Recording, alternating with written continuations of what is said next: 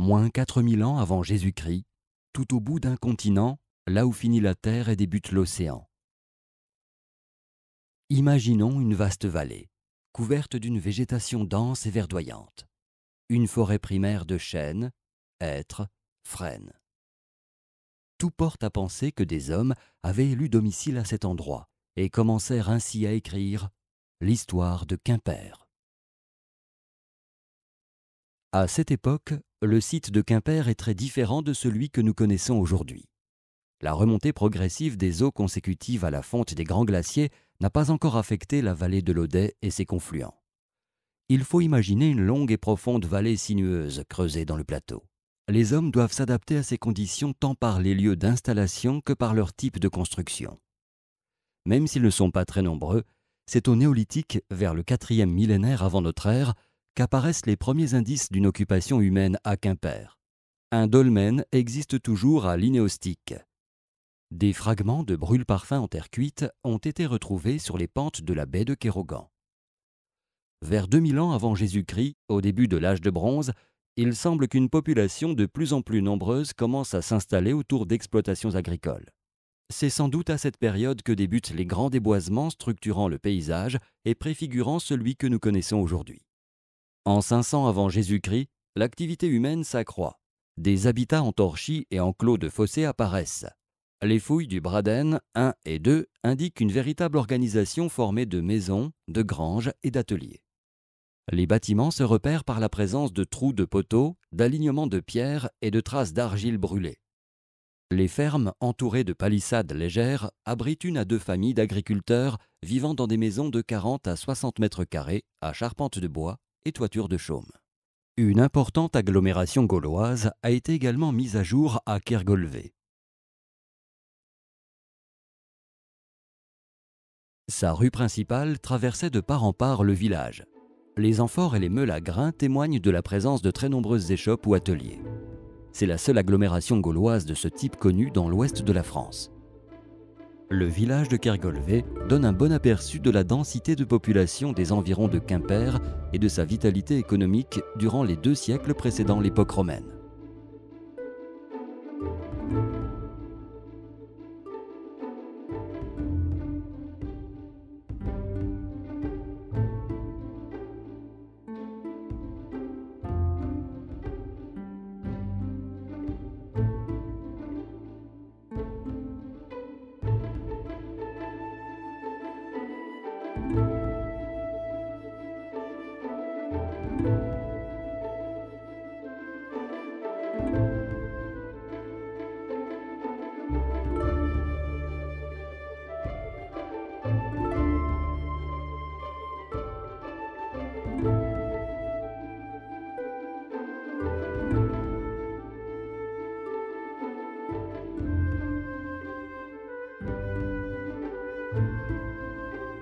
On ne sait toujours pas comment ni pourquoi ce site de Kergolvé fut abandonné au profit du mont Frugy et des pentes de Locmaria.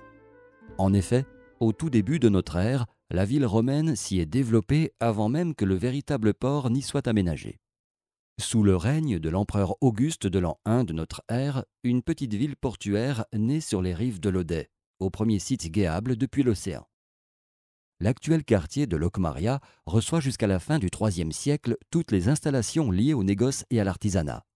Poterie, amphores à vin, verrerie arrivent issus du grand cabotage de la façade atlantique de l'Empire. À cette époque, la nécropole principale est implantée le long de la voie gravissant le mont Frugy. Des centaines de tombes furent découvertes. Simple, elle se compose d'un vase à incinération en terre. Le site de Parc Argroas accueille des temples sur une sorte d'acropole dominant la ville. Le plus important de ces temples construits sur un sanctuaire gaulois est un fanum classique. Aux alentours, sur les pentes encaissées, apparaissent les riches et belles demeures suburbaines comme Poulguinan et surtout Rosavel, mais aussi plusieurs villas rurales. Ces demeures présentent les caractères traditionnels du bel habitat provincial gallo-romain. La construction en appareils soignés présente des murs couverts d'enduits peints ainsi que des thermes. L'agglomération romaine de cette époque, née d'une conjoncture économique favorable de la romanisation, s'effondre vers la fin du IIIe siècle alors que l'Empire glisse doucement dans la crise. De plus, un abaissement du niveau de la mer prive alors le site de Locmaria de ses qualités portuaires. Une longue période d'incertitude succède au déclin de la ville gallo-romaine organisée autour de l'actuel quartier de Locmaria.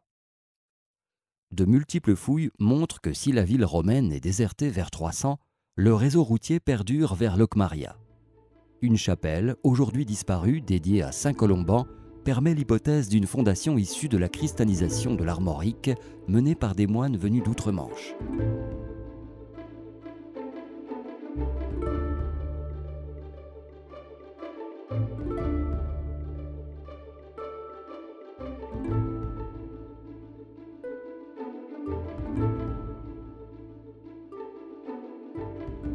Cette chapelle laisse place à une nouvelle abbaye de style roman, marquant l'influence des pays de la Loire qui vont petit à petit supplanter la tradition du monachisme celtique.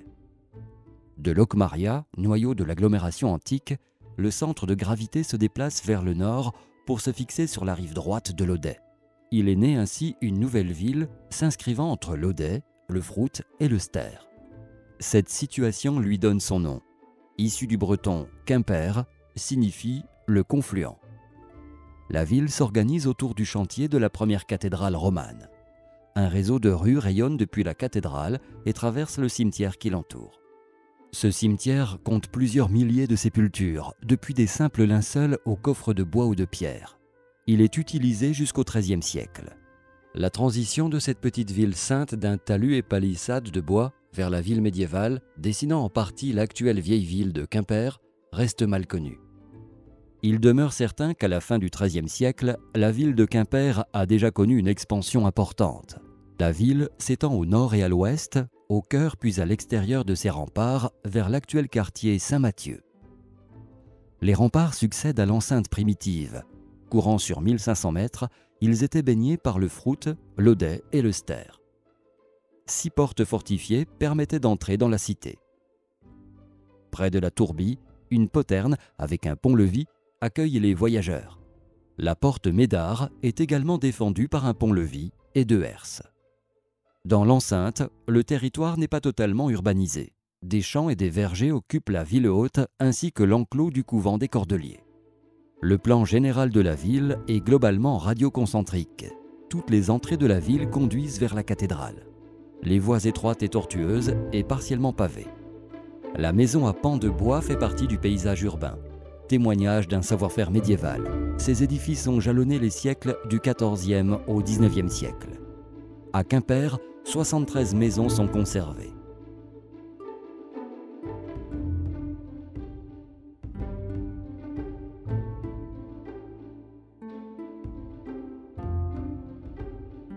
La construction est un assemblage de bois horizontaux, sablières et solives qui constituent les planchers. Les poteaux déterminent la hauteur de l'étage.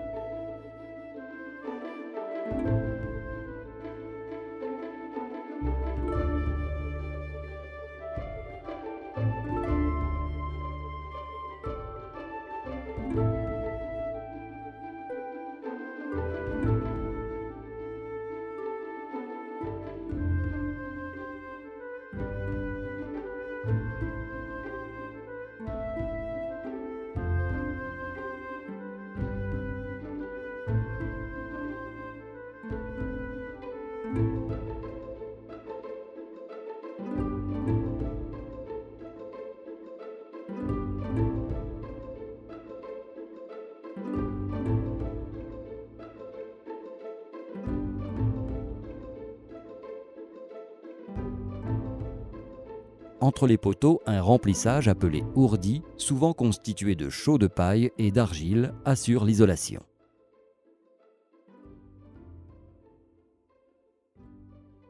Les jardins se situent à l'arrière des maisons. Dans une même rue, on peut rencontrer différentes catégories sociales. En 1239, l'évêque Reynaud décide la construction d'une nouvelle cathédrale.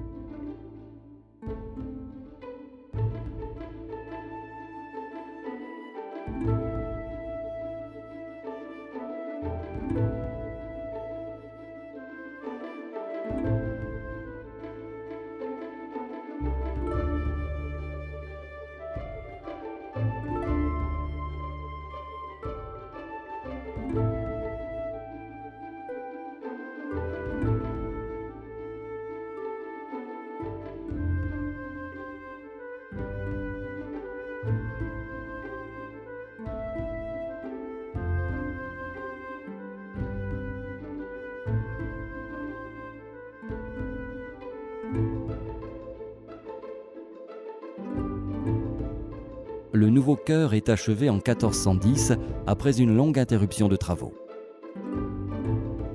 En 1424, l'évêque Bertrand de Rosmadec entreprend la construction de la façade occidentale.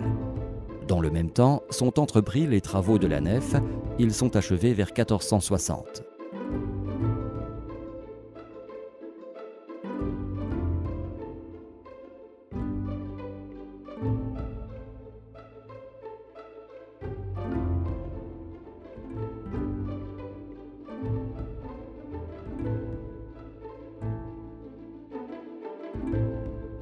La dernière tranche des travaux est consacrée au transept, qui permet le raccordement du chœur construit au siècle précédent. Ce chantier assure à Quimper un prestige grandissant qui entraîna dans son sillage nombre d'autres constructions significatives. Comme souvent, la cathédrale est accompagnée de la construction d'un palais des évêques. Les moines du couvent des Cordeliers, première fondation franciscaine en Bretagne, s'établirent dans une ancienne commanderie des Templiers.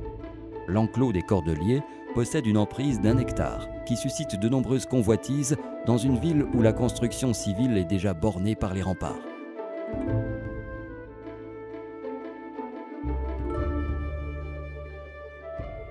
La noblesse n'est pas en reste et entreprend la construction de maisons qui témoignent de la richesse retrouvée grâce à l'exploitation des terres.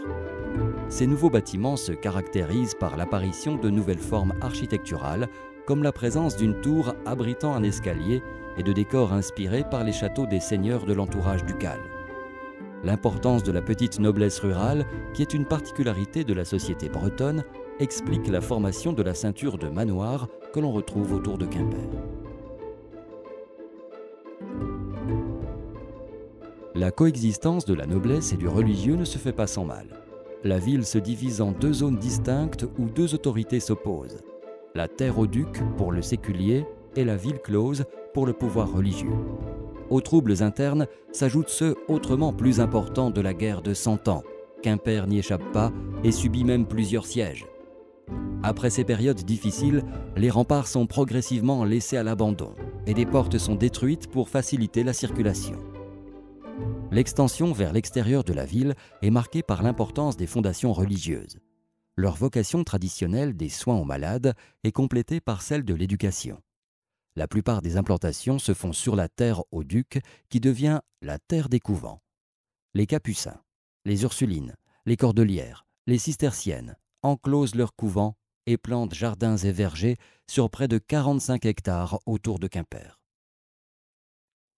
La terre aux ducs, un temps dévastée par les guerres, on estime la population de Quimper se repeuple dans cette période du XVIe siècle, comparable aux populations de Vannes Saint-Mathieu s'étoffe à la même époque. Les quais du port sont du XIVe au XVIe siècle, ce qui incite un certain nombre de négociants de distribution des demeures sur la mer en bordure de la chaussée qui longe la rivière, au cœur d'un pays agricole. L'Ancien Régime, la progression continue d'expropriation du Moyen-Âge, les catastrophes permettaient des transformations d'ampleur. Au IV dans la nuit du 17 au 18 juin 1760, le feu prend dans une boutique de la rue Guéréon contenant sucreries, à la fin du XVIIe, résine, huile, cire et autres matériaux tout aussi inflammables.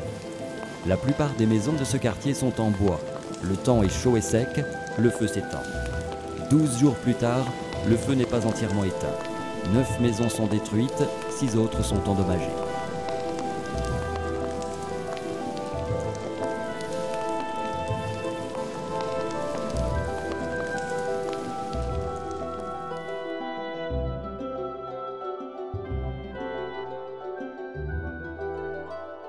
La Révolution française n'apporte pas de grands bouleversements au point de vue urbanistique. Il faudra attendre le Second Empire. Quimper, ayant soutenu le rétablissement de l'Empire, elle est remerciée et aidée dans son développement. L'endiguement de l'Audet, la construction du boulevard Kerguelen, l'aménagement du chemin de halage, la construction du réseau ferré et de la gare sont ainsi réalisés.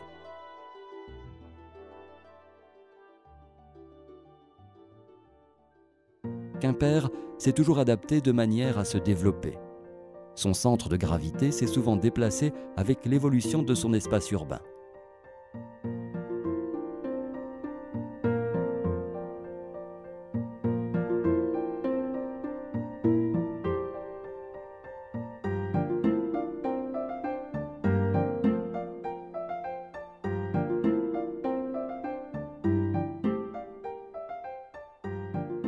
Au XIXe siècle, ces mutations s'accélèrent sous l'impulsion des révolutions industrielles et des nouvelles technologies. À partir de 1815, le rôle important joué par le port de Quimper lors des guerres napoléoniennes incite les autorités à en développer les infrastructures.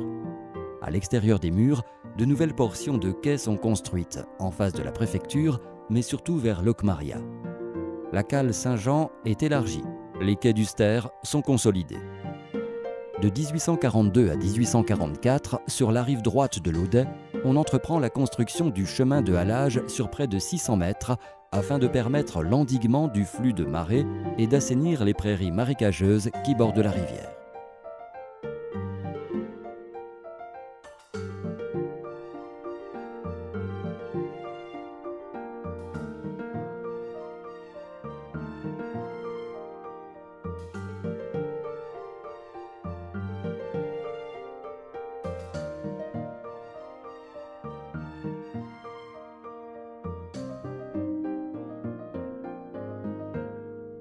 L'arrivée du train en 1863 est à l'origine de la principale transformation de la ville avec la construction d'un quai le long du rempart sud qui relie la gare au port. La circulation, qui jusque-là passait par la ville intramuros, se développe le long de l'Audet. De nouvelles constructions accompagnent ce développement.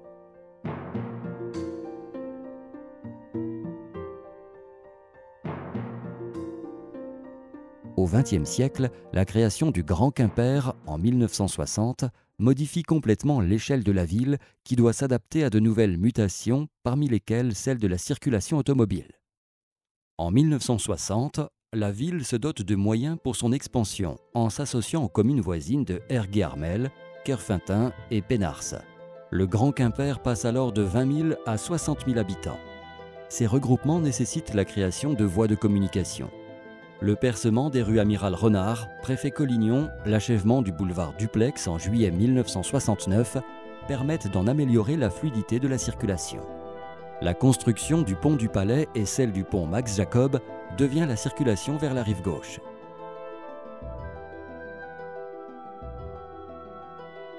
Le port du Corniguel, la ZAC de Créache-Gouenne, se développe alors vers l'ouest, tandis que la route à 4 voies Nantes-Brest suscite une nouvelle extension vers le nord avec la cité administrative de Tinay et la zone commerciale de Gourvilly. Les projets actuels tendent à relier tous ces pôles entre eux sans perturber l'équilibre du centre ancien. Cette démarche donne une idée du Quimper d'aujourd'hui, mariant harmonieusement tradition et modernité. Quimper aborde le 3e millénaire avec l'ambition de devenir une véritable ville européenne, résolument tournée vers l'avenir et vers le monde.